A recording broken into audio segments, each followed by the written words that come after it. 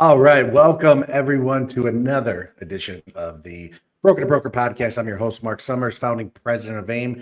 Today, very excited for our guest. She was pretty excited to get, to be on with us. She said she's a little nervous, but I'm telling you, she's going to do great. I first met this individual at Fuse. That's why I love Fuse. You get to meet new people. I know she's always been a big part of this community, but that's enough. Let us welcome Kayla Jones, mortgage broker for Altitude Home Mortgage. Kayla, thanks for joining us today. Thank you for having me, Marc. I'm so excited to be here. Well, we're excited to have you. So we're going to hop right into it. Like usually, especially first-time guests, I'd like to hear your journey. Like how did you get into this industry? How are you using past experiences to be successful like you are? So tell us about how you got into this crazy world we love. Oh my goodness. I actually grew up in this industry, Marc. So my dad is a mortgage broker. He's still practicing at 67 years old. It has become his hobby. I keep telling him to retire and give me all his business, but he still is like, I got one more refi boom in me. But he's still in Northern California originating. My stepmom is a underwriter, one of the top underwriters for US Bank. So growing up in my household was very entertaining, to say the least. They were always arguing guidelines with each other because that's how they met. They worked together. And then never wanted to do this. I'm going to be honest with you. Nobody grows up wanting to be a loan officer. And, but I did love and enjoy going to work with my dad every summer growing up and just helping him pack his loan packages and those FedEx packets, and you mail them. And old school. And, he had a big company back in the day, and it was a lot of fun. I enjoyed it, and it kind of foreshadowed my future, and I didn't realize it at that time. So back in 2015, my husband and I sold our first home, and my real estate agent, who was wonderful, she was just like, you are so good at this. She would bring these offers to me. And back in 2015 in Colorado, the market was insane. We had like 39 showings in one day, 13 offers to sift through. I mean, it was a beautiful market, right? And it was one of those things where I got everything and I was like, nope, nope, nope. And she was like, how did you, I didn't have to explain any of these offers. I was like, well, I understand the lingo. I get each program. And she was like, you really need to be in this business. And I was like, yeah, no, I'm okay. Thanks. I don't want the stress. My dad, is bald, gray haired, God bless him. I don't want the stress that him and my stepmom, live every day. And so fast forward to the closing day, she's like, hey, I scheduled you an interview with this loan officer to be his LOA at Guild Mortgage Company, which is retail. And I said, no, really, I'm good. And she goes, please just humor me. You need to be in this business. And I said, sure, why not? Went to the interview, got hired on the spot, took a pay cut, got licensed a few months after that. And I was with Guild for 3 years before I went into the broker world. And so my dad, who was in the broker world at that time, was in my ear every day. Hey, what are your rates? What are you making? And I'm like, okay, Dad, enough is enough. I love Guild. I could see myself retiring here, right? It's a great company, which it is. And he's like, you come to the broker side. So it was right before my 30th birthday in January of 18. He was like, I called him and I said, I'm ready. We just had our third kid. We were ready to I just wanted to be home. I wanted more flexibility. I didn't want to have to report to the office every day. And I was losing a lot of deals to brokers, and it was so expensive on the retail side, which it still is. And it was just, I wanted to create options for my clients and not be tied to one program. So that's how I got over into the broker side. And I called my dad and he goes, yep, I had a feeling you were ready. I started the company 2 months ago. It's registered in the Colorado state and you're all set. And I was like, what? Really? Thanks, Dad. No way. Yes, he That's knew. pretty cool.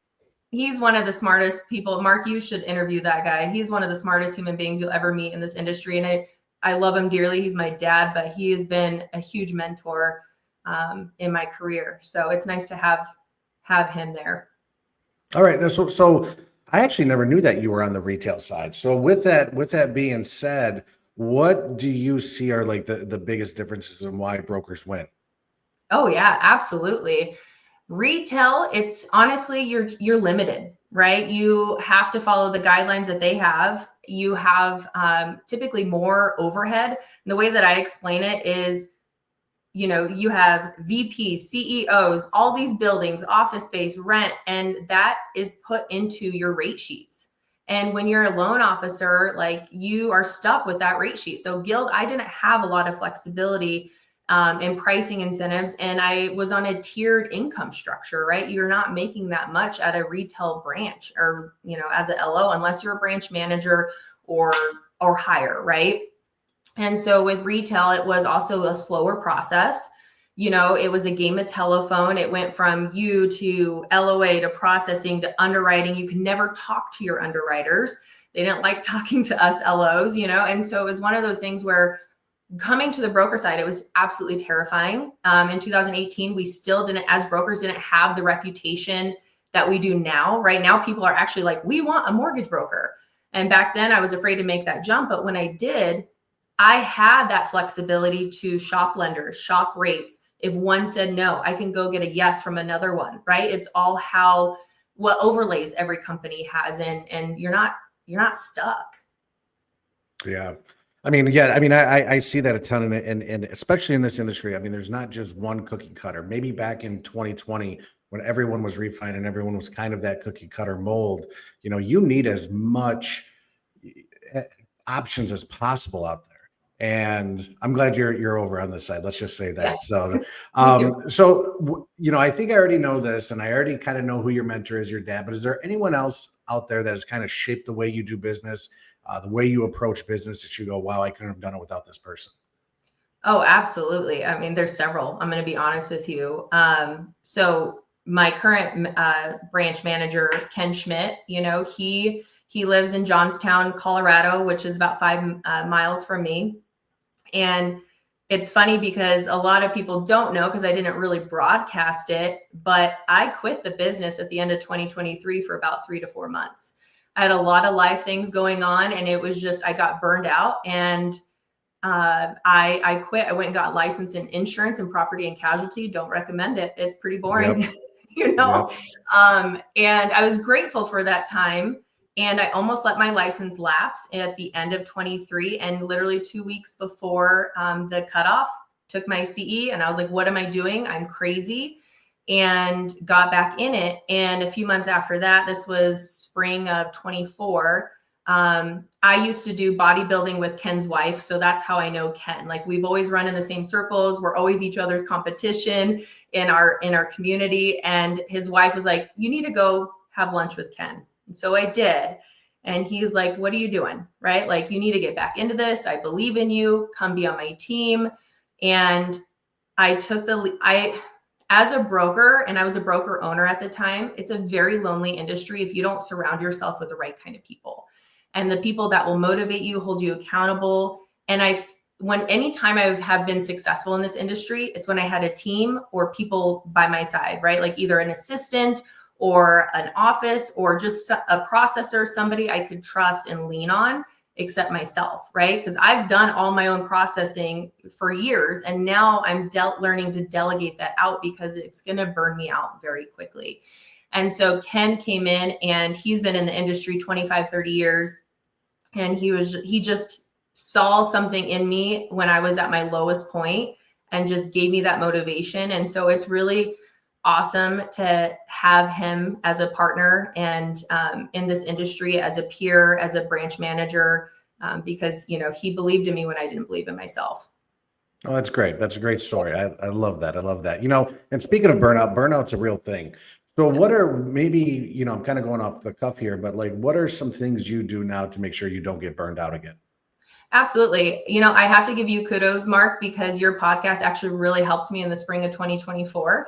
I was, on the end of the burnout. I wanted to recommit myself to this industry, and listening and connecting with peers in our community. And AIME is so good about that. It connects all of us. I'm excited for Fuse this year, but all these, I have friends nationwide, and hearing them talk to you on a podcast really helped motivate me to be like, hey, it's okay if I am only closing 1 deal this month. I'm going to get out there and close 3 next, right? I'm going to, people are struggling, and it's almost like a commodity, right? And when you're trying to avoid burnout, the biggest thing is you have to set a schedule. You have to hold yourself accountable. You have to, be uncomfortable in the be comfortable in the uncomfortable, right? You have to push yourself. And so what I do in the mornings is I will typically it's me time. It's my meditation. I'm going to work out. I'm going to listen to the podcast or a book. And you really have to surround yourself with, others that are like-minded or that will maybe help lift you up, whether it is listening to, brokers or, better podcasts or broker to broker podcasts, and also surrounding yourself with mentors like Ken and others in a team. And I actually get to mentor 4 other loan officers right now. And it's amazing to see their growth. And it also helps me like reignite all those passions. I always say, enter every day with the same energy as a brand new baby loan officer, right? They're going to grab every loan product you can possibly think of. They want to learn about it because they're getting the bottom of the barrel usually when you're starting off in this industry. And I'm like, oh my gosh, they're so excited to talk about a spot condo approval. Like nobody wants to do that, but it re-engages that fire and that passion. But you have to really, really set that schedule and be disciplined with, how your day is, right? Your habits become your production.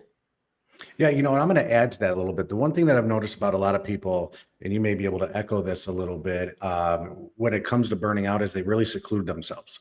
You know what I mean? Like they really seclude themselves. They kind of go in a deep, dark hole.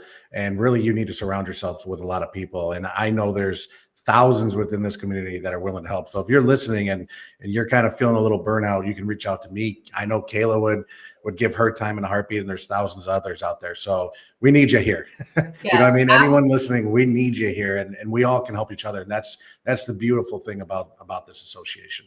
Yes. So I'm gonna change gears here a little bit, because in our pre-interview, you said you brought up SOS, right? Yes. Everyone should be offering SOS service. So to people out there that don't know what SOS, I'm going to have you explain it, and then I want you to tell me what that means to you and how it benefits your clients. This is my absolute favorite thing, Mark, and it has been so successful. This is one of my father, Dennis Hughes. This is his lovely wisdom tip that he instilled on me. SOS stands for Second Opinion Service. This is going to be huge when we have our inevitable refi boom, hopefully soon, right? But it's great as of today, because right now people are shopping. Deals are harder. Credit is harder. And as a broker, the best thing you could possibly do is offer a free second opinion service. And basically what this means is, and all my agents know that I offer this, and this is how I have actually saved. I just saved a deal last month with my SOS service. And what it means is you have a client that maybe got told no, right? That got a fee worksheet and the fees are outrageous, or the rate's outrageous, or maybe they just want to shop and just, get an idea of what you have to offer. Whatever the reason is, they need a second opinion, because maybe agents honestly need to, look out for these kinds of things too for their clients, because they are the ones that usually talk to your client the most. So they know, like, ooh, that sounds not right. You're talking to this lender. That just doesn't sound right. Call Kayla. She offers this. Get a second opinion. There's no cost. I love to get a copy of the loan estimate or whatever emails they've been getting. And I love to compare side by side on a Zoom or in person or over the phone, and just, say, yeah, you're getting overcharged here, here, and here. Here's what I can offer you, and I can save you on this rate. Because brokers, we have that flexibility. The one that I just saved, they actually got denied. It was a VA loan, and I love VA loans. They're my absolute favorite. Veterans are near and dear to my heart. And they got told no. And it was 10 days before closing. They had just moved here out of state. They were living with family. They had nowhere to go, and school was starting soon, right? And so the agent said, call Kayla. And so they called me. I looked at it. And basically what happened is they called the mortgage servicer on their past mortgage statement, and the servicer was doing the loan, which was a call center type. It was awful. And they denied it because they could not prove one borrower's income. Well, then I'm like, well, the VA really allows for a higher debt to income ratio. If we have residual income, take her off, right? Like, look at it, look at the whole picture. Every loan should be like a puzzle, and it's fun to put together. And you look at it and you find the solution. And I was like, we could qualify with just his income, take her off, put her on title. She has ownership interest in the property, but it's just him. And what's crazy is this real estate agent had called another lender who told it was with a retail shop and said, no, if that lender denied it, I can't touch it. Right. And I'm like, that's just not, people are not educated. So Right. I'm like, if there's a will, there's a way. And if there's not, I will also be honest and say, nope, I can't do it. Or you're getting a better deal than what I can give you, which is very rare. But I'm like, you stay with that lender, right? That's what the SOS is there for. So we got the VA appraisal transferred, closed in 7 days. That was my fastest loan ever. 7 days. You have to know your partners, your lender partners can move quickly. Use the ones that can move quickly. Got them a better rate. And now I'm the hero, right? That's what the SOS is for. And I have many other stories of successes with it, but every lender, every broker should have some type of SOS service. You don't have to call it SOS. SOS is just catchy. It's like help, rescue, right? Right. So that's it. I mean, it's that simple. So is that what you do? You go to your realtors and all your referral partners and kind of just let them know, hey, I have a service, and then they're just kind of referring them back to you. Yep. So I actually do videos on it that I post every once in a while, and I will just repost it because why re-record something if it's good the first time, just post it. Not everybody sees it the first time, and agents catch on to that. And this one, actually, it was one of my top agents was on the bus. They do like these broker open house tours here in Colorado. It's a lot of fun. And she was sitting next to this agent on the bus, and this other agent was like almost in tears, like stressed out. And my agent was like, you should call Kayla. And the other agent was just like, no, like everybody has told me no. Like my top lender has told me he can't do it. And she goes, call Kayla. And she called me, and now I have a new referral partner who I'm her number one. Like it's that simple. And if you can just help somebody, look at it all over, review the fees, review the rate, review the no. Like, don't take the first no. Don't just say, oh, well, they got denied. No, get a second, get a third opinion. Yeah, it's funny you say that because, I'll get referred to someone and they'll say, well, I'm with the local credit union, or I've already got pre-approved. And I'm like, that's fine. You know what I mean? Like, why not just have that second opinion? If I can do better, great. Everyone wins. If I can't, I'll let you know. And then through that process, free of charge, I'll review stuff for you, explain it to you however you want. And it's been pretty successful. Now, I don't have a service. I don't have a tagline for it. So I'm going to have to look up your video and probably steal that from you if that's okay. Absolutely. Please do this. I want everybody to use it. I want all of our broker world to succeed. So please use it. Call it something else if you want. Call it SOS. I don't care. You absolutely can. So besides your SOS service, which is absolutely phenomenal, what else do you do to stay top of mind in your area? Yep, absolutely. So the biggest thing that has helped me in my business is because Johnstown is growing. We just have a new Buc-ee's. I don't know if you know what Buc-ee's is, but oh yeah, I know what a Buc-ee's is. Those things are amazing. Oh, their barbecue sandwiches are so good. But Johnstown is growing and it's huge. Northern Colorado is just becoming a very big market. And so the biggest thing that I am able to do is to give back, right? You volunteer, join the PTO, PTA, join a local charity, join local networking groups, get involved somehow in your community, whether it's a senior center, volunteering at a football game, donating to local schools. I'm telling you, schools are where it's at. When I started in the broker side, I actually joined the PTO at my kid's school, and I was there, a couple of days a week. And I got so many business from teachers and staff and other parents just by being there and talking about my business and what I did for a living. And I will say this, like the mortgages are very boring, right? Mortgage industry is boring. Nobody wants to talk about it. Someone would rather go get their tooth pulled than actually sit and talk money, right? That's normal. I like to make it fun. I love to wear funny t-shirts. I love to just be there. You smile, you laugh, you make it entertaining. You don't be afraid to talk about what you do, right? Because if you're like, oh, I do mortgages, nobody's going to want to work with you, right? You got to be engaging and exciting. And I help people buy homes, or I have this service, SOS, or, and just set yourself apart, build that relationship first and foremost, and that trust. As you keep showing up in your community, they will recognize that and give back. And people know who I am.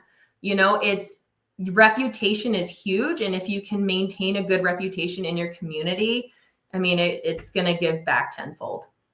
It's funny you say that. So a little bit about myself here is I've coached high school basketball for over 20 years, right? And just kind of having some conversations, as long as I guess I'm not a shitty coach to the parents. You know what I mean? Like, I've gotten so many deals from the local schools. It's absolutely unbelievable. So it's just being present. And you're right. I know a lot of people that I've talked to, they're like, I do mortgages. Well, okay, cool. But like, have a little fun with it, be engaging with it, let people know like how we truly do help a lot of people out there. We help our community by saving them money, getting them cash, whatever the case may be, but make it fun. I absolutely love that. Yeah, absolutely. I have some t-shirts that I made with my Cricut and heat press. And, that Taylor Swift song, like, I'm the problem, it's me. It says, hi, I'm the lender, it's me, or blink if you need a mortgage broker. It's just like funny ones you just come up with. My one that says, I love mortgages always gets, people being like, you really do? And I was like, most days, yes, I do, so. Right.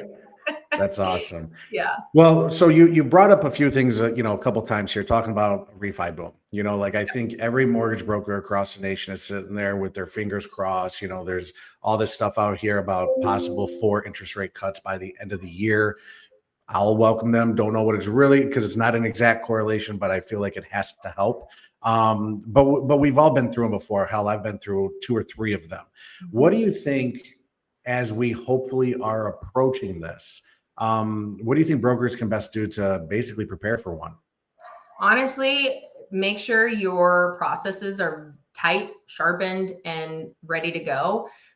Maintain your CRM database. Stay in front of your clients and stay relevant and top of mind. Because what's going to happen is, the second those rates drop, people are going to flood out of the woodworks trying to get their business, right? You have got to stay in contact with your clients multiple times throughout the year, checking in with them, birthday cards, loan anniversary cards, commenting on their social pages, if they need something in the, if they have a meal train or something, volunteer, take them a meal. You have to stay relevant and top of mind. I just signed up for Home IQ. I don't know if you use Home IQ, Yep. Marc. I've used it before. Yep. Yeah, it's really phenomenal. I'm newer to it, so I'm still working out all the kinks and getting ready. But just looking at the past database, the loans that I've lost, to other lenders, I'm like, wow, like, it's really eye-opening. But it's a good learning, tool and experience. Like, what can I do better? You can always do better in this world, in this industry. And so have your processes ready, and not just your refi processes, but also have your purchase processes. Because a mistake that I made during the COVID times is I focused so much on refi that I let a lot of my relationships pass because I was so busy, right? We all did it. And I want to be able to give back to my real estate agents just as much as I want to, be on top of mind for my refi clients. One thing too is I just hired an assistant. I have actually 3 people on my payroll now. And so I am really ironing these, everybody's roles out so that when it, comes time, it flows, right? It's a well-oiled machine, because if you're not ready, it will, you will not get the amount of business that you want, right? You have to have your systems, have your email templates, have your processes, everything leveled out, ready to go, and be prepared, because it's coming. I mean, we hope it comes tomorrow, or today would be awesome, but the sooner the better. We're not going to complain. We're not going to complain about it.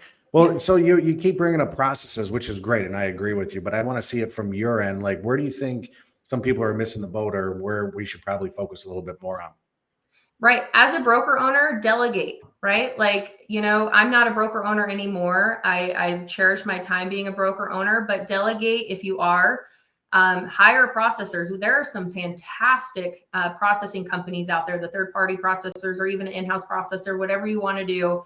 use them, because if you are stuck processing your own loans, you're only going to be able to do as much as your brain capacity allows you to, right? You're going to be exhausted by the end of the day. Find a good processor, delegate out that task, because it frees you up to go network and to get other loans that come in. My assistant's going to help me a lot with the structuring side and moving, gathering documents. Like, there was a quote I just saw on another Facebook page. It was like, don't do 20-hour tasks, right? $20 an hour tasks. Hire those out, delegate those out, because you want to focus on the bigger dollar tasks and bringing things in. So yeah, you really just want to make sure you delegate. That's the biggest thing. I didn't delegate, Mark. When I was burnt out, I did all my own processing. And by the end of the day, I didn't want to go to the networking event because I was so tired from talking to underwriters and tracking down papers. And I shouldn't have been doing that. Yeah, no, absolutely. No, I'm with you. You have to delegate. It's funny. Like, I'm going to say half the podcasts I've done with people who have taken that jump, whether it was as a company closing 10 loans a month to now 20, 25, 30, the number one thing that I've heard people say is that they have to delegate. You have to learn to let go. Yeah. Because one, you're going to teach someone else how to do it, which is going to probably bring you in more money, but it's also not going to allow you to burn out. It's also going to let you focus on big dollar ticket items. And you have to trust the process. I told myself, if I can close this amount of loans, in the next 3 months, I'm hiring an assistant. I had to, because I have 3 kids, 3 dogs, I'm married, and I'm trying to run this company. Life is just exhausting, right? And so if I can do this on my own and this much production, I can hire, and I have to trust that business is going to return, and it's going to keep growing, right? And it's terrifying. I can't tell you how terrifying it is. I'm sure you know too. It's just like, oh my gosh, I have somebody to take care of, and a family to provide for, other than my own. And I care deeply, and I'm so excited. My assistant's actually doing the Broker X training right now, so I don't actually have her for a couple more weeks, but I'm so excited to start, get her in and just care for her and train her, and also give her a chance at this industry. What people don't realize is this industry really is amazing. It allows you to be the parent that you want to be the spouse that you want to be, and be as involved. I mean, I work 7 days a week, but I also can go to my kids, lunch at 12 o'clock on a Tuesday. Right.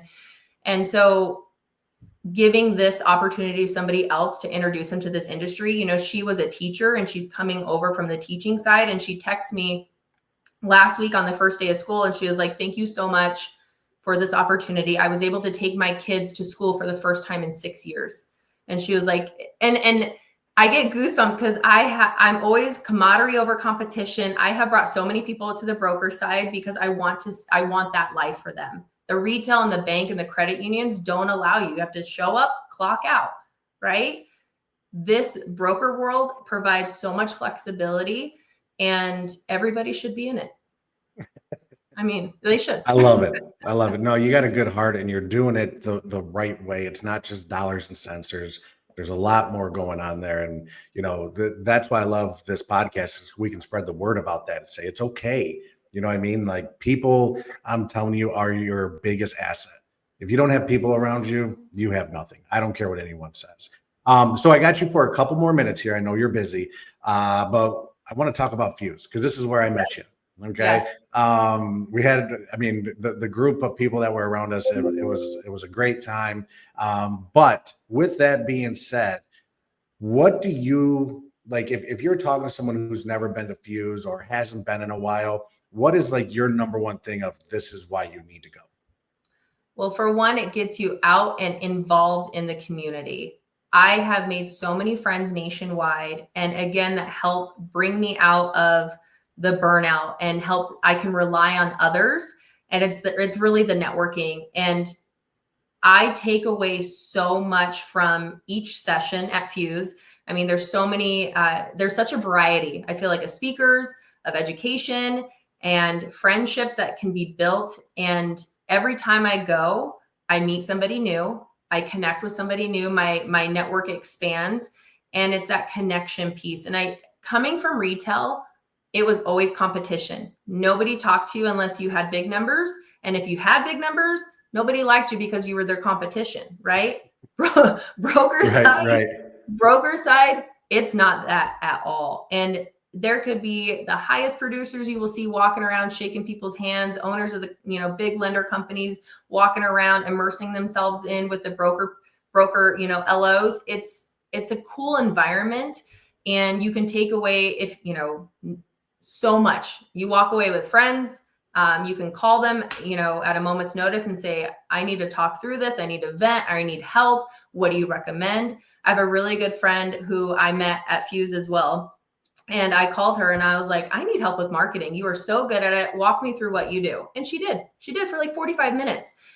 That's what brokers give to each other. If you are not going to Fuse, if you're not going to these events, you should be. And this is, you won't regret it. You're going to walk away with not only friends, networking, but you're going to walk away with a lot of good education. Ed Milet last year, holy cow, that was amazing.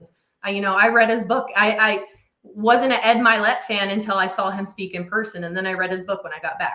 He's just a great guy. Yeah. He had everyone in tears, and it was a great story. And I was like, wow, this guy came out of nowhere and he came in hot, and I loved every second of it. So, well, Kayla, thank you so much. Thank you for saying the good things about Fuse and AIME, and thank you for your time today. You're one of the best ones out there, and I just want to thank you for coming on today. And this was a great podcast. It's great to spread the word. Well, I appreciate you, Mark. Thank you so much. And I'll be in Michigan in a couple of weeks. Hopefully I'll get to see you there. I'll be there. I don't plan on going anywhere until Fuse. So, but yep, you know how to get a hold of me. So, all right. Thanks, Kayla. And brokers, if you want to catch up on all of our past podcast episodes, as well as other AIME Network podcasts, please head over to aimegroup.com/broker to broker. You can also listen and watch all AIME Network podcast episodes on YouTube, iTunes, Spotify, pretty much anywhere where you can download a podcast. But if you're on YouTube, please like this video and subscribe to it. The handle is @AIME National, and we have many other podcasts that are great, and everyone spreading the word, doing great things.